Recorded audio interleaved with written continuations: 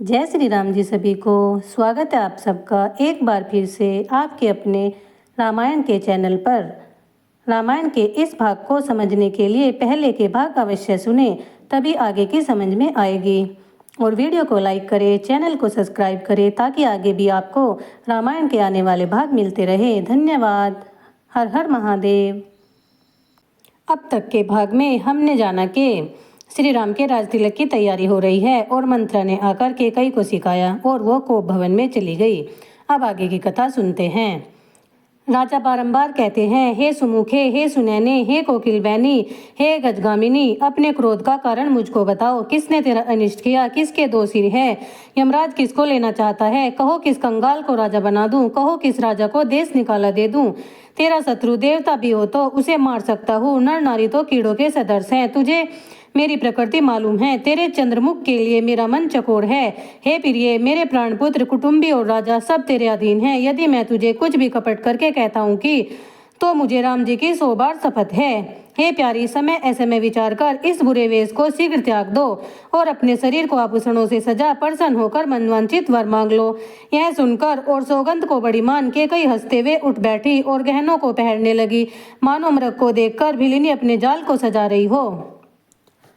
फिर राजा प्रेम से पुलकित हो सुंदर मीठी वाणी से बोले, हे भामिनी, अब तेरे मन चीता हो गया हो तो देख घर घर में आनंद बधाई बज रहे हैं। कल मैं राम जी को युवराज की पदवी दूंगा।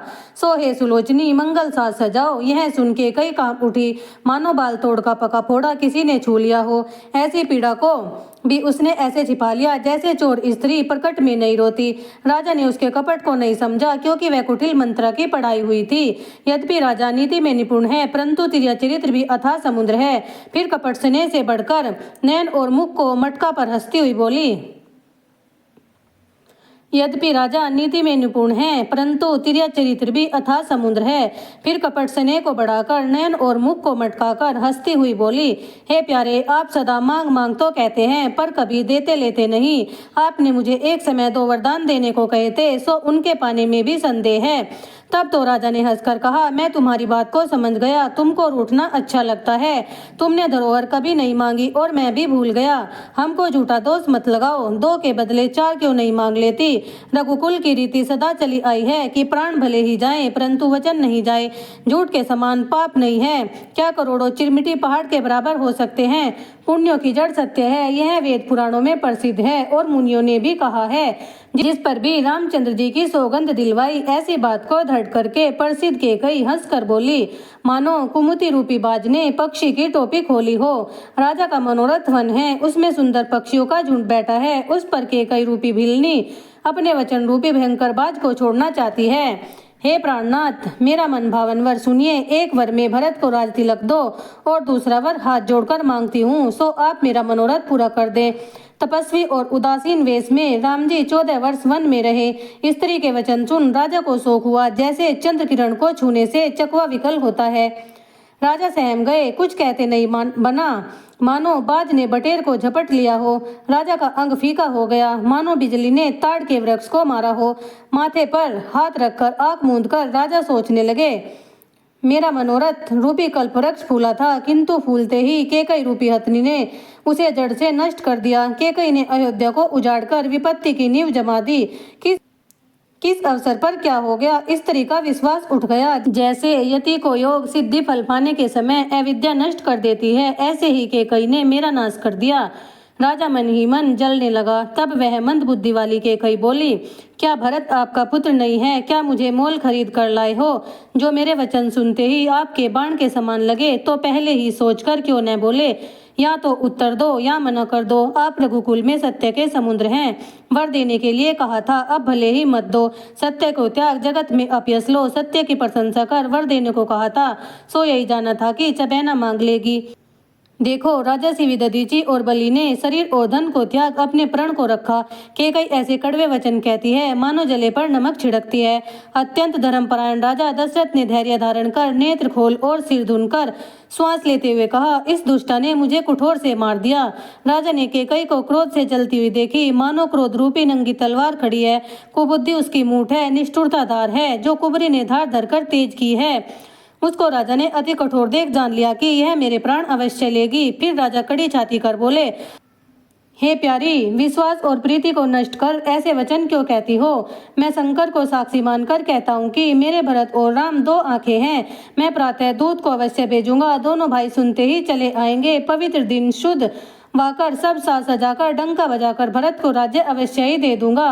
रामचंद्र को राज्य का लालच नहीं, उनका भरत पर बहुत ही प्रेम है।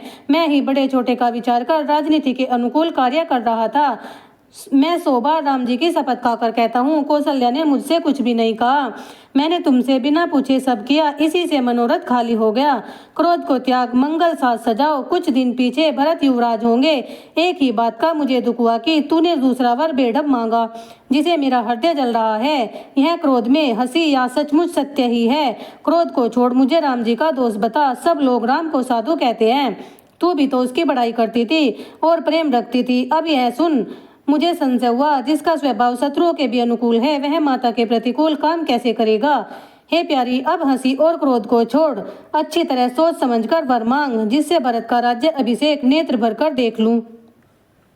चाहे मछली बिना जल और बिना मणि के सर्प दुखी होकर जिए, परंतु मैं स्वभाव से कहता हूँ, कुछ छल से नहीं, मैं बिना राम के नहीं जी सकता। हे प्रिय, मन में समझ ले कि दशरथ का जीना राम के अधीन है। यह सुन के कई बहुत जल गई, मानो अग्नि में घी की आहुति पड़ गई हो। के कई बोली, आपके करोड़ों उपायों से आपकी माया नहीं चलेगी।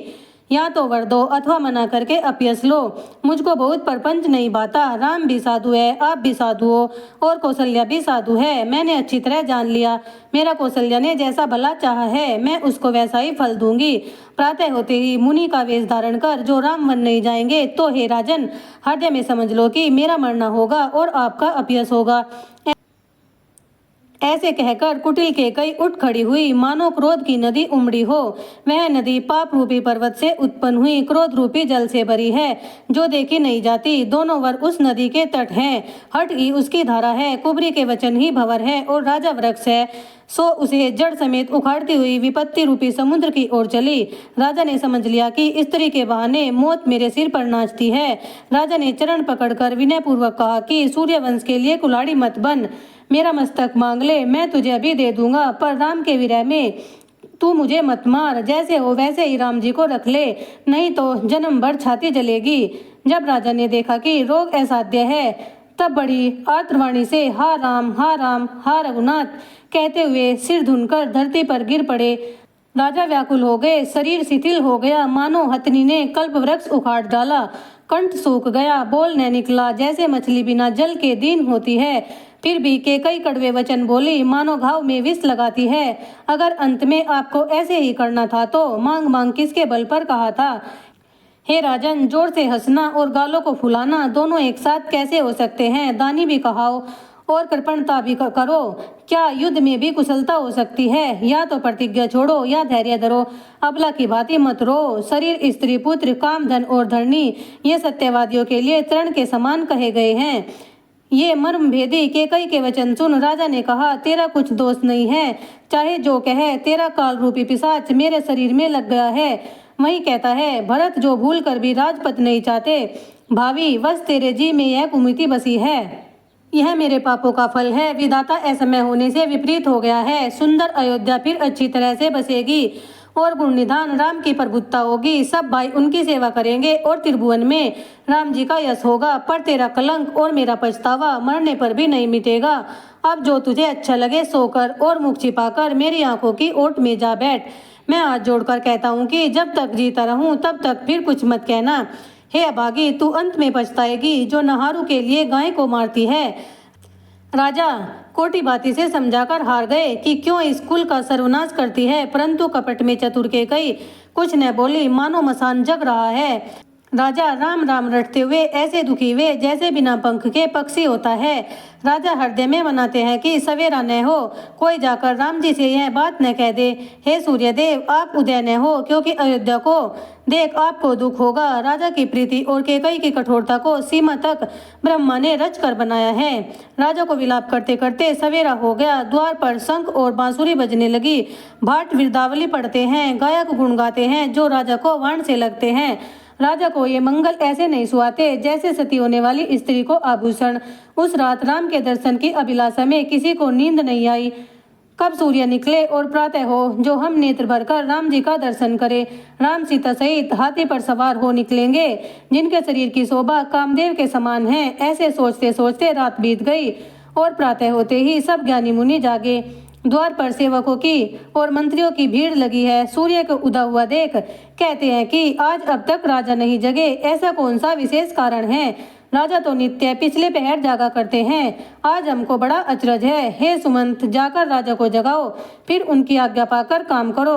तब सुमंत राजमहल में गए। वहां पर महल को भयानक देख डरने लगे, मानो खाने को दौड़ता है, देखा नहीं जाता। विपत्ति और दुख ने मानो अपना डेरा जमा डाला है। पूछने पर कोई उत्तर नहीं देता। तब वे जहाँ राजा और केकई थे वहां गए, वंदना करके बैठ गए। वहां राजा की दशा देख सुमंत सूख गए।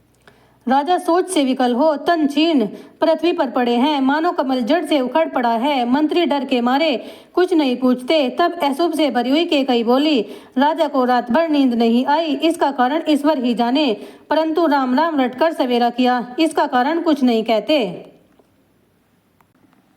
जय श्री राम जी।